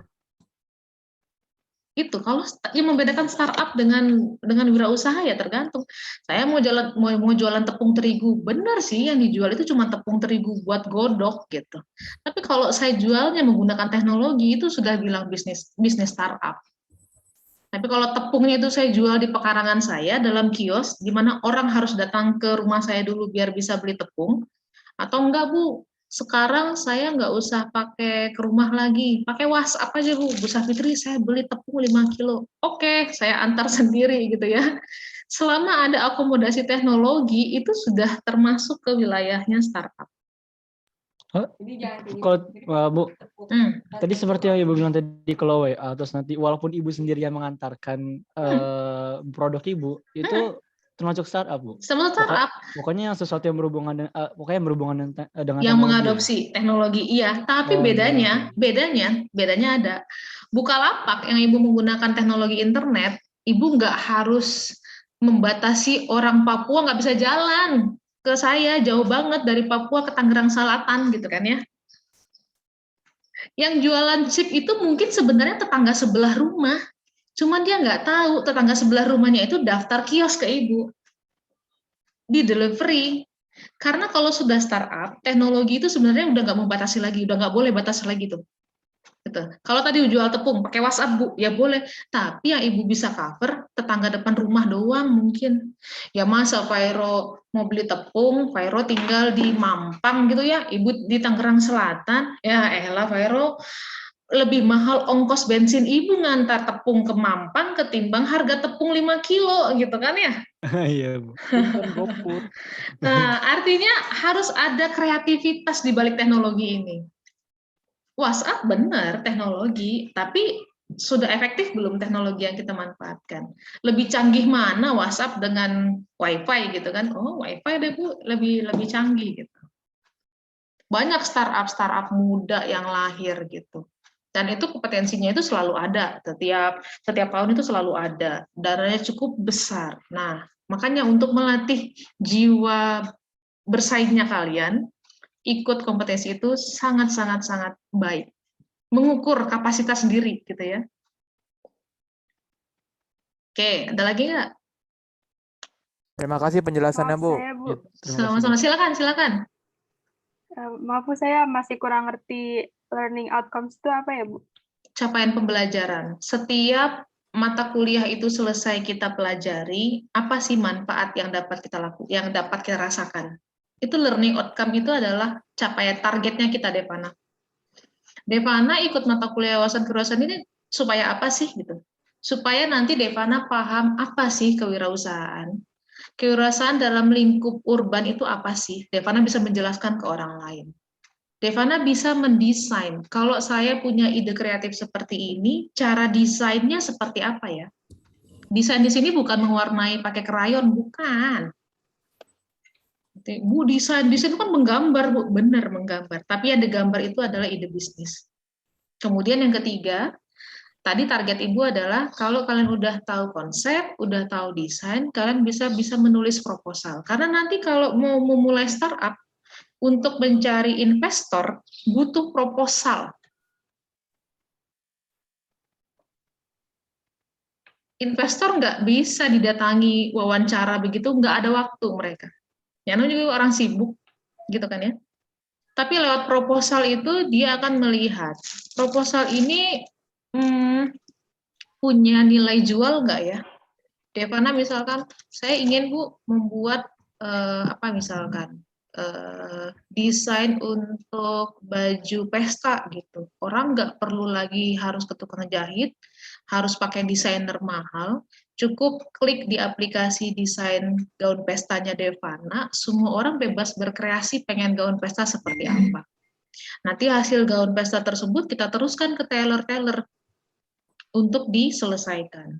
Kita bisa mengambil keuntungan di sana lewat bisnis online-nya kita. Jangan salah, bisnis online itu satu klik saja ada rupiahnya, teman-teman. Kenapa kaget? Satu klik itu ada rupiahnya. Biar kalian nggak belanja nih. Nih misalkan ya, Haris nih. Haris kepo banget. Kok sekarang orang-orang pada akses Shopee? Emang ada apa di Shopee gitu ya? Penasaran nih Haris. Bukalah Shopee. Nggak bayar kok gitu ya. Apa sekarang lagi YouTuber subscribe, nggak bayar. Siapa bilang nggak bayar? Emangnya kamu kalau nggak punya pulsa, nggak punya paket data, bisa nge-like emang? Bisa subscribe emang? Nggak bisa kan? Kamu harus belanja data dulu kan? Benar nggak? Satu klik itu ada rupiahnya, saya bilang. Jangan jangan terkecoh dengan yang namanya gratis. Ya iya, kalau udah ada paket data, kita nggak sadar. Yang kita klik, wah lagi nonton apa nih misalkan, Atta Halilintar gitu ya, karena terinspirasi dengan Atta gitu kan ya. Klik, subscribe. Setiap kliknya kalian itu butuh paket data. Setiap paket data itu ada rupiahnya. Mungkin kita nggak kerasa, udahlah paket data berapa sih Bu? Coba 50.000 di kita. Bisa jutaan di Atta Halilintar. Karena setiap kontennya yang dinikmati oleh pasar, setiap kontennya yang disukai oleh pasar, itu YouTube akan memberikan upah ke Atta. Ya, mungkin pakai dengan diamond atau apa Ibu nggak ngerti gitu ya, tapi itu duit teman-teman. Makanya sekarang orang banyak beralih ke bisnis online. Kalau dulu bisnis online, sekarang udah jadi YouTuber semua. Semua udah punya konten, apa jadi kontenin gitu. Sampai ada penghargaan konten juga kan tahun ini gitu di sektor pariwisata oleh Sandiaga Uno gitu kan ya. Karena untuk melatih jiwa-jiwa kalian generasi Z, kalian itu adalah generasi yang banyak idenya, banyak inovasinya. Kenapa? Sejak masih dalam kandungan udah ada teknologi, beda dengan saya. Saya di zaman kandungan ibu saya belum kenal teknologi, cuman tahu teknologi telepon doang sama pager zamannya saya dulu gitu. Tapi di kalian masih dalam kandungan udah lahir internet gitu. Makanya kalian itu dikenal dengan istilah generasi Z itu gitu. Generasi yang sudah adaptif banget dengan aplikasi. Percaya dengan saya, kalau kalian belajar menggunakan aplikasi, jauh lebih nyaman menurut kalian dibandingkan belajar ceramah di kelas. Ya enggak? Kenapa kalau kita lihat, sekarang kalau kita berkunjung ke rumah sakit, khususnya ke rumah sakit spesialis anak, nggak ada lagi kita dengar anak-anak nangis, bener nggak? Gimana mau nangis setiap anak pegang gadget untuk main game? Rasa sakitnya hilang. Bener nggak? Anak bayi nggak perlu tutorial. Dia pegang, cuma dikasih waktu aja dia. Kasih waktu 3 hari, 4 hari, udah bisa mainin game dia. Game itu salah satu kecerdasan buatan. Orang bisa pintar gara-gara game, asal jangan keterusan, itu aja. Game itu baik loh, melatih kalian untuk mengatur strategi. Game itu baik untuk melatih kalian menentukan target yang ingin dicapai, itu game itu baik. Ya, tapi kalau 1 hari 24 jam, terus 20 jamnya dimain pakai game, gila lama-lama. Nggak percaya buktinya Anda? Tapi jangan deh, nanti berkurang mahasiswa Ibu, jangan. Kita nih orang IT, kita orang IT, nah tuh Arya kalau dibilang game dia nyala tuh Arya. Gimana ya? Kamu main game apa ya? Mau COD Bu. Boleh. Game itu positifnya adalah melatih critical thinking kalian. Karena kan setiap main game harus ada strategi ya, bener nggak ya? Ya kan? Iya Bu, betul Bu. Harus bisa mikir kan main game. Ya kalau nggak mikir main game, habis chipnya, habis kuotanya, ya kan nggak menang-menang. Iya Bu. Ya kan? Betul. Tapi asal jangan keterusan. Saya juga punya impian, mungkin nanti kita bisa buka peminatan game gitu ya, karena itu seru banget. Cuman memang game itu tuh cukup terbatas orang-orang yang memang punya spesialisasi di game, karena satu, investasi di game itu cukup besar. Biaya server, biaya toolsnya cukup besar. Tapi is okay, nggak menjadi halangan. Karena apa? Lulusan kita di informatika itu dua alumni itu riset tugas akhirnya game. Karena memang mereka suka banget game, dan mereka bikin tugas akhirnya game. Yang diukur adalah pola pikir ketika dia mendesain skenario game. Gitu ya. Angry Bird itu game, di balik Angry Bird itu ada kepintaran, ada keilmuan fisika loh di sana. Apa? GLB dan GLBB. Gerak lurus beraturan dan gerak lurus berubah beraturan. Kok bisa, Bu? Ya iya. Anda tahu game Angry Bird kan? Tahu gimana cara mainnya, tahu ya? Oh, ditarik. burung mengketapel batu Jepret-jepretin. pada posisi tertentu. Lengkungannya itu yang menentukan nih batu yang terlempar bisa ngalahin pik atau enggak gitu. Itu ilmu fisika loh. Game itu diciptakan oleh kita orang IT sebenarnya. Yang suka game silakan, jangan ditahan-tahan. Kita sudah punya alumni yang punya risetnya itu di bidang game karena memang dia sukanya game. Gitu. Ya, jadi sekali lagi game itu baik, tapi kalau berlebihan ya boncos, ya nanti jadinya nggak waras gitu kan ya, gitu ya, atau autis gitu kebanyakan main stick tiba-tiba apa gitu. Buka UKM e-sport, Bu. Yuk. Buka Bu. Ayo. Ayo. Nanti kita bikin kompetisi e-sport kayaknya ya, biar seru ya. Ayo. Boleh. Oke ya. Setuju, Boleh, Marco. Ya. Gaskan, Bu. Boleh Nanti- Bu, boleh. Nanti kita usulkan ke Hima ya, biar menghilangkan kejenuhan di masa pandemik ini udah deh gitu ya. Gak usah salahin pandemik, gak usah salahin vaksin gitu ya. Kita cari yang enjoy. Salah satunya kompetisi game. E-sport itu ya, itu salah satu ya. Salah satu yang digunakan sebagai metode untuk seleksi maba juga bisa.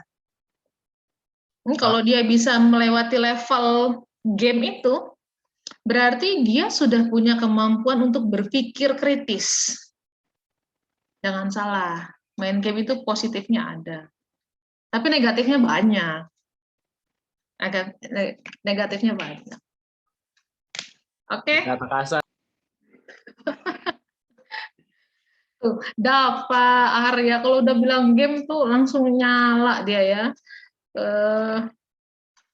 Tapi benar, Ibu waktu ngejalanin status sebagai mahasiswa, Ibu gamers. Karena itu pemicu mood. Nah, jadi kalau udah ketumpukan tugas tuh malas banget. Dan Ibu dulu waktu zaman-zaman seumuran kalian, waktu belajar Ibu itu di saat orang tidur. Jadi habis Isya Ibu tidur aja dulu. Nanti jam 12 bangun sampai jam 4. Bangun-bangun kan masih ngantuk tuh, masih ini. Main game aja dulu, main game sejam. Habis main game, belajar. Belajar di saat tubuh kita itu tidak capek, itu enak banget. Salah kalau kalian belajarnya dipaksa dari jam 9 malam sampai jam 1 pagi. Nggak tidur dulu, itu capek banget. Lebih baik kalian tidur dulu, jangan dipaksa, nanti bangun malam baru. Karena kalau udah tidur itu kan istilahnya otak kita udah refresh ya, oksigen kita juga udah bagus gitu. Ya kalau mau main game dulu ya boleh, ya tapi jangan main gamenya 5 jam, ngerjain tugasnya 1 jam, nggak tahu hasilnya apa itu nanti. Nah, kata Ibu boleh main game dulu, ya main game 5 jam, ngerjain tugasnya 1 jam gitu. Pas dikoreksi sama Ibu geleng-geleng, aduh apa ini, jangan. Ya, kalau game kayaknya senang banget semua ya. Nanti kita usulkan e-sport nih. Ya, harus bikin kompetisi e-sport nih buat narik semangat. Usulkan mungkin sebagai program makrab mungkin gitu ya. Malam keakraban gitu. Oke. Ntar bahayanya ntar malah ada yang kena mental, Bu, kalau kalah, Bu. Wah, jangan baper ah. Masuk baper. Cemen kalau baper mah Ibu ledekin. Anti baper kalau kita di informatika nggak boleh. Badut bu. Bu menang dapat JSDP, jawatan JSDP nggak Bu? Bisa, boleh bisa, tuh, Bu. bisa, Boleh tuh, Bu. bisa. Boleh Bu. Karena farming kalau dia lomba itu kan salah satu komponen poin JSDP. Nanti kita bahas JSDP khusus ya. Di lomba itu ada JSDP-nya. Pemenang 1 itu 30 poin kalau nggak salah. Pemenang kedua sampai dengan juara favorit itu ada JSDP-nya. Ini calon-calon wisudawan yang pengen dapat selempang JSDP kayaknya. Boleh. Ibu pesan. Karena tingkat 1, tingkat 2 itu sifat pembelajarannya masih fundamental. Usahakan kalian dapat nilainya juga bagus-bagus. Karena kalau sudah semester tingkat 3 4 itu kan semakin tinggi ya tingkatannya, levelnya mungkin sulit untuk kalian bisa mendapatkan A lagi gitu. Dan enaknya kalau kalian tidak dapat C, tidak ada nilai C, di semester depan itu kalian bisa mengajukan beasiswa. Jadi lumayan ya, bisa bebas bayar SPP, bisa hemat 3,5 gitu. Jadi apa namanya? Ya, mulai mengatur strategi dari sekarang. Kuliah itu saya bilang mudah. Kenapa? Satu, aturan kuliah itu ikuti aja aturan kelasnya dosen tuh kayak gimana sih?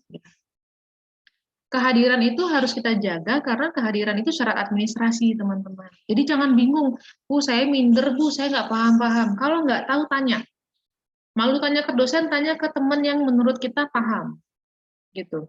Sering belajar kelompok, teman-teman. Karena kalau belajar kelompok itu lumayan untuk menstimulus kalian, gitu ya. Memotivasi kalian, gitu. Itu triknya. Kemudian di kuliah ini, paling banyak tugas. Tugas itu punya bobot terbesar setelah ujian. Bahkan ada mata kuliah yang lebih besar tugas ketimbang ujian. Itu Ibu bilang, kenapa? Tugas itu adalah momen di mana kalian melatih. Itu aja syaratnya. Kalau itu diikuti, lancar, insya Allah. Sampai dengan semester ya. Kalau mau menargetkan, kalau kayak sekarang, kakak kalian angkatan 2018, mimpinya pengen lulus di 7 semester, Bu. Ya, silahkan. Alhamdulillah kalau memang punya mimpi seperti itu. Kita dari alumni, baru ada 4 orang yang bisa lulus 7 semester. Lumayan kan? Libur bayar 1 semester, kemudian 4 alumni kita itu peraih beasiswa juga, lumayan juga dapat libur bayar lagi 3,5. Kalau itu bisa masuk ke tabungan kalian, itu jauh lebih baik ketimbang masuk ke tabungannya UPJ, bener nggak? Betul. Ya, yuk, kuliah itu nggak sulit. Beda dengan kalian waktu zamannya seragam putih abu-abu. Nggak boleh malu-malu sama dosen. Dosen itu tuh partnernya kalian, fasilitatornya kalian. Kalau nggak ngerti tanya. Gitu. Manfaatkan momen itu untuk kalian bisa mencapai apa yang ingin kalian pahami. Jangan malu bertanya. Kalau belajar sendiri itu sulit, yuk aja teman-teman belajar kelompok. Oke? Ada lagi nih pertanyaan kayaknya nih. Angkatan 2012, Komang. 2012 itu rata-rata lulusnya di 7 semester atau 3,5 tahun. Ya. Jadi tanam sendiri, 2021 saya mulai di UPJ, 2025 saya udah pakai toga.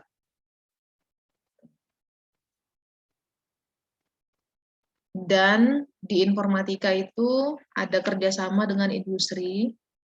Kita itu sekarang udah lebih enak lagi belajarnya. Kenapa? Karena kalian ada program namanya Merdeka Belajar. Nanti Bu jelaskan di sesi sendiri. Merdeka Belajar ini adalah kesempatan kalian untuk langsung belajar di luar UPJ. Apakah belajar di industri, belajar di komunitas, gitu ya. Kita punya 2 alumni yang belum lulus sudah bekerja, direkrut setelah hasil magang. Jadi magang itu kalau dulu hanya di semester 7, kalau sekarang semester 5 udah bisa magang. Omang misalkan nanti saya pengen banget Bu kerja di Pertamina, yuk kita ambil program Merdeka Belajar di Pertamina. Nanti hasil dari pembelajaran di magang tersebut ada kemungkinan untuk kalian direkrut di sana. Jadi memang dari sekarang itu kalian sudah harus menciptakan masa depan kalian itu apa. Jangan ditunggu masa depan. Diciptakan dari sekarang, ditargetkan dari sekarang. Saya pengen kerja di sini, Bu. Bisa. Dari sekarang ditargetkan. Ibu mau tanya, Bu. Silakan. Tentang Merdeka Belajar. Itu kita pertama kali bilang ke siapa dulu untuk mau melaksanain itu, Bu? Merdeka Belajar itu prosedurnya bagaimana? Prosedurnya itu bagaimana caranya? Oke, kalau yang pernah diikuti oleh kakakmu, program Merdeka Belajar itu ada 8 sebenarnya yang diberikan sama pemerintah. yang 2 semester berturut-turut yang diikuti oleh kakakmu itu adalah program magang. Biasanya itu lewat pengumuman yang nanti disampaikan lewat prodi. Jadi teman-teman pastikan selalu bergabung di WhatsApp grupnya Society karena Ibu akan menggunakan itu sebagai media terpendek untuk sharing kepada kalian semua. Pengumuman itu dibuka setiap semester, diberikan kepada kalian, tapi memang untuk program Merdeka Belajar itu baru bisa diikuti teman-teman dari semester 5. Kenapa? Karena kan juga mereka butuh mahasiswa yang sudah punya keterampilan ya. Kan kalau dari semester 1 direkrut, nanti bingung mereka memkerjakannya apa gitu. Lewat pengumuman biasanya Iqbal. Prosedurnya gimana? Kalian mengisi formulir pendaftaran, kemudian melampirkan dokumen pendukung seperti transkrip nilai, pengalaman berorganisasi. Itu penting banget pengalaman berorganisasi karena saya lihat yang lulus dari prodi kita ikut dalam program magang di BUMN itu adalah mereka-mereka yang punya pengalaman di HIMA atau di BPM gitu. Kenapa organisasi itu penting? Organisasi itu melatih kita untuk bagaimana caranya mengambil keputusan. Benar nggak? Ini kalian kedua organisasi nih, kalian ada dipercaya jadi panitia event lomba lari. Kalian akan pandai membuat keputusan berapa budget yang akan kita butuhkan, siapa vendor yang akan kita targetkan, kemudian kapan jadwal itu kita selenggarakan, siapa target peserta lari kita, atau kayak gini deh gampangnya, nanti mau bikin lomba e-sport gitu ya. Lomba e-sport itu kan kalian punya target ya. Targetnya itu apakah teman-teman seangkatan, ataukah teman lintas perguruan tinggi, atau mengundang adik-adik kita di SMA gitu ya. Itu kan kemampuan untuk mengasah pengambilan keputusan. Di organisasi itu juga mengasah kemampuan komunikasi, benar nggak? Koordinasi, komunikasi itu belajarnya dari organisasi. Dari kuliah seperti ini tuh jarang untuk melatih itu gitu. Karena kan kalian kalau di organisasi sering rapat gitu ya, sering adu argumen, itu mengasah kemampuan itu sendiri. Jadi prosedurnya mengisi formulir, melengkapi dokumen, kemudian kita kirimkan ke pihak ketiga penyelenggara, mereka akan seleksi, Iqbal. Yang lolos seleksi akan diumumkan kembali. Seperti itu kira-kira. Baik, Bu. Terima kasih, Bu. Oke. Ada yang lain lagi nggak? Bu, saya Bu, Fairo. Silakan, Fairo. Kan ini kan ada program Merdeka Belajar ya, Bu. Ada nggak sih, Bu, program kayak pertukaran pelajar gitu? Ada. Entah di dalam negeri atau di luar negeri gitu. Ada banget. Kalau itu bagaimana, Bu, caranya? Nah, Atau prosedurnya? sama. Informasinya disampaikan lewat pengumuman. Makanya Ibu selalu bilang ke kakak-kakak kalian adalah, kalian kan punya akun Office 365 ya, itu selalu diaktif ya untuk dibuka, karena setiap unit yang ada di UPJ selalu menyampaikan informasinya lewat email. Jadi kita jadikan email itu sebagai sumber informasi juga. Nanti akan diumumkan. Pertukaran mahasiswa Merdeka, kita kenal, itu diselenggarakan setiap semester.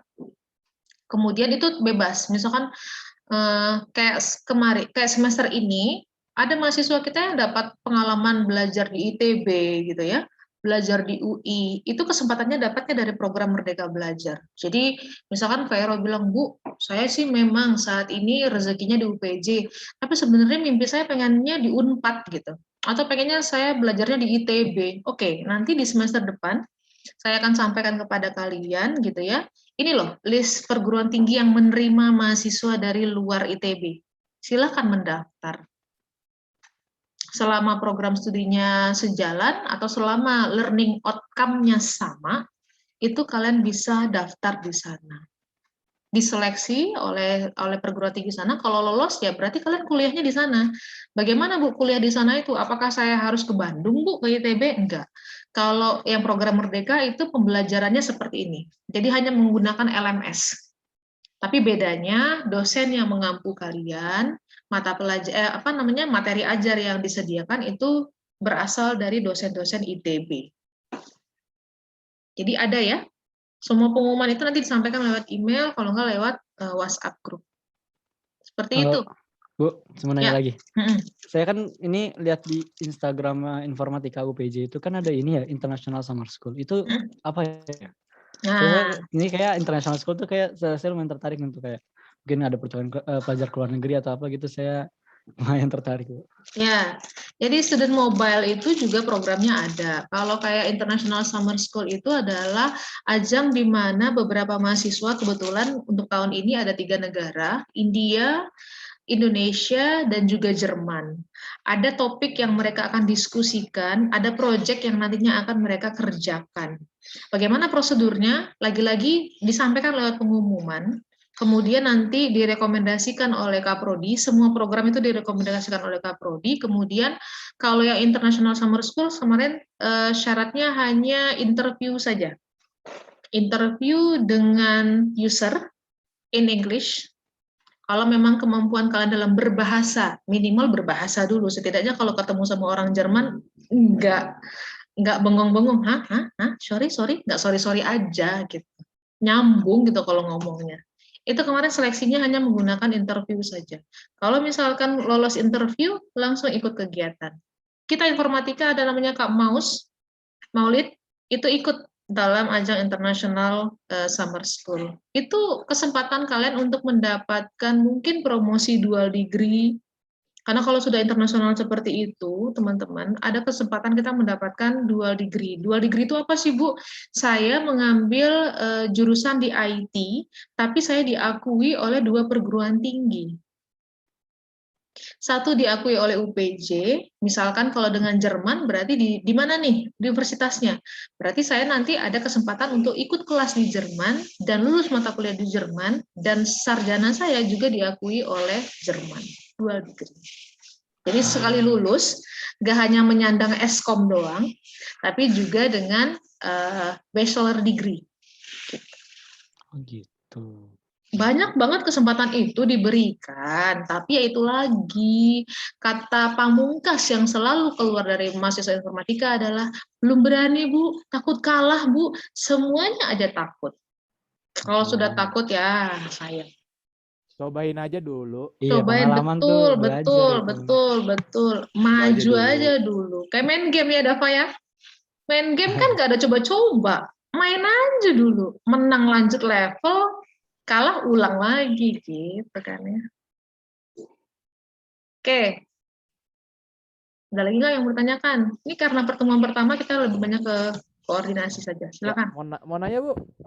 Monggo. Ya, Marco Bu. Ya, mau Ya. nanya Bu. Jadi itu tadi Ibu bilang kan di semester 5 itu katanya ada magang ya Bu ya? Sama magangnya itu dari program Merdeka Belajar itu ya Bu ya? Iya. Oh, jadi nanti kalau misalkan kalau misalkan nih kita magang nih di di semester 5 gitu Bu. Terus nanti untuk masalah kegiatan perkuliahannya nanti diselingi dengan magangnya atau magang aja apa gimana Bu? Terima kasih. Program Merdeka itu mengedepankan namanya alih kredit. Magang kalian bisa dialihkan atau dikonversikan semaksimal-maksimalnya 20 SKS. Contoh, di semester 5, Marco apply untuk magang di Pertamina, katakanlah gitu ya. Amin. Ternyata lolos nih magang di Pertamina, dan Ibu sebagai Kaprodi akan memverifikasi kegiatan magang Marco selama di Pertamina itu relate dengan mata kuliah yang diambil nggak di semester 5. Singkatnya, seumpama ternyata dari 20 SKS yang Marco ambil itu relate nih dengan aktivitas yang akan dikerjakan nanti di Pertamina, maka kegiatan magang itu akan dikonversikan dalam artian Marco udah nggak lagi ikut kelas. Marco hanya fokus magang. Hasil perkuliahan gimana Bu? Penilaian perkuliahan per mata kuliah itu dinilai oleh pembimbing kalian di Pertamina. Jadi udah bebas, kalian nggak perlu ikut kuliah lagi kalau ikut program Merdeka. Namanya Merdeka ya, Merdeka berarti pilih salah satu gitu. Oke, siap. Terima kasih penjelasannya Bu. Sama-sama. Apalagi? Saya mau tanya Bu yang tentang pertukaran pelajar itu. Jadi misalkan saya nanti belajarnya di ITB. Nah nanti itu kita jadi lulusan di ITB atau di UPJ? Kalau hanya ngambil satu mata kuliah, ya nggak mungkin jadi lulusan ITB. Tapi tercatat dalam transkrip kita bahwa misalkan ini ada mata kuliah dasar-dasar pemrograman. ITB juga punya nama mata kuliahnya algoritma pemrograman. Setelah Ibu analisis ternyata capaian pembelajarannya sama. Di mana nanti setelah dapat mata kuliah ini, teman-teman dapat mengimplementasikan bahasa C gitu ya, sebagai kemampuan programming. Maka nanti kelas Komang, dasar-dasar pemrograman, itu nggak ikut di kelasnya Pak Priyo, tapi ikut di kelasnya ITB, tapi kan nggak semua SKS Komang. Maka yang diklaim itu bukan lulusan UPJ-nya, tapi pernah ikut kelas di ITB sejumlah 4 SKS. Kalau 4 SKS. Kalau pertukaran pelajar itu maksimal 9 SKS saja. Gitu. Oke, Bu. Terima kasih, Bu. Bu, Bu, Ya. saya mau nanya, Bu. Pak Iro mau nanya. Raffi dulu deh, Raffi ya udah. dulu. Saya nanya soal pertukaran pelajaran tadi, Bu, yang di ITB itu. Kan kata Ibu kan itu satu mata kuliah. Emang biasanya ngambilnya berapa mata kuliah, Bu? Dan berapa bulan gitu di universitas tersebut gitu? 1 semester. Maksimal 9 SKS. 9 SKS itu antara 3 sampai dengan 4 mata kuliah. Tergantung. Jadi kalau misalkan mata kuliahnya 2, berarti kan bisa 4 mata kuliah ya, Raffi? Iya. Tapi kalau misalkan dia 3, berarti cuma 3 mata kuliah. Makanya tadi Ibu bilang 9 SKS itu setara antara 3 sampai 4 mata kuliah. Oh, berarti sisanya di UPJ. Di UPJ. Iya. Tapi nggak perlu ke ITB, maksudnya nggak perlu harus ngekos di Bandung, harus ke Bandung, enggak. Tetap dari Tangsel ikutnya, tapi pembelajarannya secara online. Bu, Fair mau nanya lagi, Bu. Monggo. Kan tadi kan misalnya yang kayak Marco bilang itu kan magang. Itu kan kita kan berarti dikonversikan jadi SKS kan ya, Bu, itu ya. Betul. Nah, pastinya kan ada materi yang tertinggal tuh. Itu boleh nggak saya selesai magang itu saya mau ngambil materi yang tertinggal itu? Ngambil lagi boleh, bayar lagi. Oh, ngulang ya berarti ya, Bu ya? Ngapain? Jadi gini. Kan terlewat, Bu. Berarti ntar saya nggak dapat ilmunya gitu. Nah, gini. Enaknya kalau magang itu adalah, kalau di kelas kan kita cuma dapat teori, ya nggak? Atau praktek, ya prakteknya sesuai dengan praktek teori gitu. Tapi kalau kita udah magang, katakanlah kita mata kuliahnya adalah manajemen proyek gitu ya. Kalau di kelasnya Ibu, kalian cuma dapat teori manajemen proyek. Oh ini tuh manajemen proyek. Oh ini tuh pengetahuannya. Tapi kalau magang di Pertamina, kalian benar-benar punya pengalaman handle proyek itu langsung gitu. Tahu gimana cara budgeting, tahu gimana cara scheduling, tahu gimana caranya rekrut tim, gitu kan ya, langsung real. Artinya apa? Teorinya tetap disupport mungkin dari Ibu di kelas, tetap bisa kalian tetap bisa kalian ambil materinya di kelas Ibu, tapi enaknya kalian langsung tahu ini kalau dipraktekkan akan jadi seperti apa sih di lapangan. Oh gitu. Gitu. Ya. Mau ngambil lagi ya boleh, bayar lagi. Takutnya kalau ada yang nggak berhubungan, misalnya ada materi yang saya nggak dapat di magang, terus adanya itu di kampus aja nih, saya tuh mau dapat ini, oh ternyata nggak bisa. Boleh. Kan sekarang pembelajaran itu bisa di mana saja, ya. Jadi belajar di kantor bisa, belajar di kelas juga bisa. Tetap kalau misalkan terdaftarnya manajemen proyek, materi tetap bisa diambil, Pak Iro. Oh, jadi bisa ya? Jadi saya bisa kuliah sambil magang juga bisa ya? Iya, tetap bisa kuliah sambil magang juga. Kalau misalkan ternyata pengen banget nih ikut kelasnya manajemen proyek, ya sudah, mungkin di sela-sela magang, nanti secara virtual seperti ini ya tetap ikut kelas gitu. Kalau memang pengen tahu secara teori kayak apa sih gitu. Oke, baik. Terima kasih, Bu. Ada berapa putri sih di angkatan ini? Kayaknya seru banget nih, putrinya banyak. Syafa, Selomita, Siti Mariam, tadi ada Devana, siapa lagi putrinya? Habis. 4. Dijaga ya putrinya ya. Ibu titip putrinya ya. Putri yang strong kalau di bidang IT mah. Dava belum jagain Dava. Jaganya Dava gitu ya. Ada lagi nggak sebelum kita tutup pertemuan perdana hari ini? Ibu senang ketemu sama kalian, ya meskipun masih dalam online seperti ini, soon nanti kita akan bertemu secara tatap muka. Maksudnya tatap mukanya secara fisik gitu ya. Oke, ada pertanyaan? Lagi seputar kelas boleh tuh. Ya Bes sampai kepalanya ditumbuhi daun itu. Senang ketemu dengan kalian teman-teman semua. Ibu harap kalian tetap semangat. Jadi mahasiswa mindsetnya harus beda ya. Jangan seperti siswa lagi. Kalian harus mandiri, kalian harus dewasa, harus berani menyampaikan pendapat, harus jago di analisis. Ibu selalu menekankan kita tuh orang IT benar, spesialisasi kita itu bukan jadi programmer sebenarnya. Kalau programmer itu tuh levelnya D3. Tapi kalau lulusan sarjana itu sebagai developer, sudah di atasnya programmer. Developer itu sudah levelnya pengembang, tidak lagi membuat. Kalau membuat itu kan berarti kalian menunggu arahan ya dari si developer, benar nggak? Tapi kalau kita sudah jadi developer, berarti kita yang mencetus ide, kita yang mengimplementasikan, atau mungkin tim yang akan mengimplementasikan. Dan untuk menjadi seorang developer, kemampuan analisis itu harus bagus. Analisis itu apa sih, Bu? Kemampuan untuk menguraikan masalah, kemampuan untuk menyusun sebuah solusi, kemampuan untuk kalian membangun semacam inovasi dan juga kreativitas. Jadi analisisnya harus diperkuat. Oke, kalau tidak ada pertanyaan, silakan nyalakan kameranya. Ibu akan screenshot, kemudian nanti Ibu akan absen. Namanya gunakan nama sesuai yang ada di data ya, jangan pakai nama samaran. Nanti Ibu bingung nyarinya, ini kok namanya tidak ada. Oke, ya, Ibu. Bu. Ya. Untuk format nama kita harus pakai gini nggak, 2021 atau 21 atau INF gitu? Nggak usah. Ini kan semua mahasiswa informatika kebetulan yang Ibu ampu. Ya, dan ini hanya angkatan 2021, jadi nggak apa-apa. Pakai namanya saja. Yang penting namanya sesuai dengan nama yang Anda daftarkan. Jangan pakai nama samaran.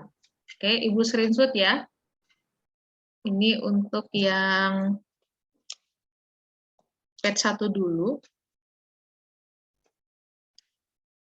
Oke, sebentar. Kemudian Ibu beralih ke page 2. Oke. Terima kasih teman-teman untuk hari ini. Jadi minggu depan kita sudah pembelajaran mandiri, aktivitas kita menggunakan LMS ya. Nanti kalau ada apa-apa silakan ditanyakan lewat LMS, nanti Ibu akan bikinkan tautannya di Kolabor. Ada video juga, ada materi, silakan dibaca. Kalau tidak dipahami, silakan nanti disampaikan di forum diskusi. Oke? Boleh request, Bu? Boleh. Minta doanya biar kita semua lulusnya barengan semua, Bu. Amin. 3,5 tahun. Amin, let's go. Amin. Doa dan amin mah mudah, kata Ibu. Komitmen sama usaha itu yang susah. Sok dibuktiin komitmennya. Komitmen sama usaha. Jadi mood booster, Bu. Mood boosternya kalian sendiri. Jadi mungkin saya yakin kalian juga ada grup internal kan, yang tidak ada dosen, tidak ada angkatan yang lainnya. Saling mengingatkan itu penting banget.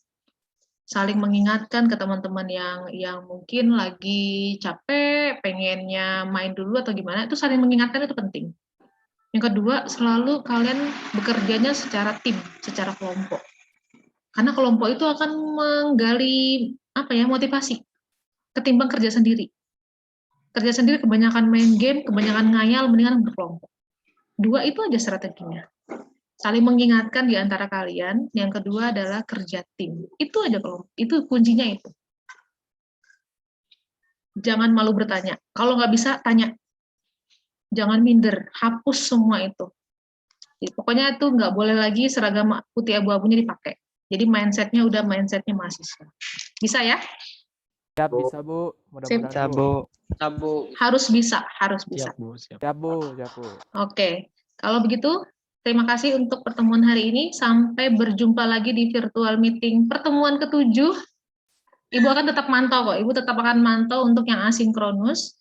Jadi nanti silakan bertanya kalau ada pertanyaan atau yang ingin dikonfirmasi. Tadi nomor Ibu sudah ada, email Ibu juga sudah ada, jangan malu-malu. Oke? Enjoy ya, semester 1 ya.